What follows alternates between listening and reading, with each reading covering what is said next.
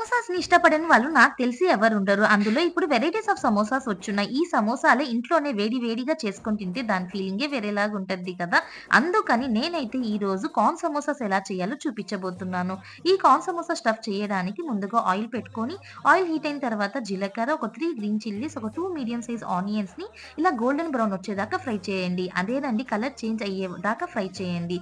దాని తర్వాత ఒక spoon ginger garlic paste add చేసుకొని పచ్చి వాసన పోయేదాకా కుక్ చేసుకున్న తర్వాత ఒక 2 స్వీట్ కార్న్‌ని బాయిల్ చేసుకొని అది కూడా యాడ్ చేసేసుకోండి.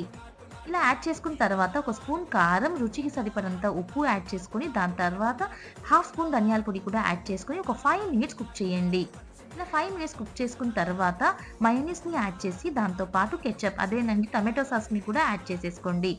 ఇలా యాడ్ చేసుకొని ఒకసారి మిక్స్ చేసుకున్న వెంటనే ఒక క్యారెట్ తురుము పెట్టుకున్న క్యారెట్‌ని యాడ్ చేసుకొని దాంతో పాటు చాప్ చేసిన కొత్తిమీరని కూడా యాడ్ చేసుకొని ఒకసారి మిక్స్ చేసేసుకుంటే మన కార్న్ సమోసా స్టఫ్ అనేది రెడీ అయిపోయింది. ఇప్పుడు సమోసాస్ చేయడానికి నేనైతే సమోసా షీట్స్ అనేవి యూజ్ చేస్తున్నాను. ఈ షీట్స్ అనేది బయట ఆన్‌లైన్‌లో అయినా లేకుంటే సూపర్ మార్కెట్స్‌లో అయినా ఈజీగా అవైలబుల్‌గా దొరుకుతది.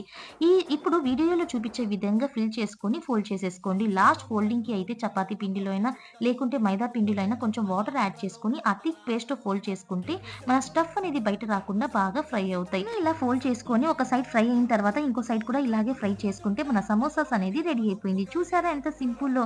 మరింత ఇంట్రెస్టింగ్ రెసిపీస్ కోసం ఛానెల్‌కి సబ్స్క్రైబ్ చేయండి. Thanks for watching.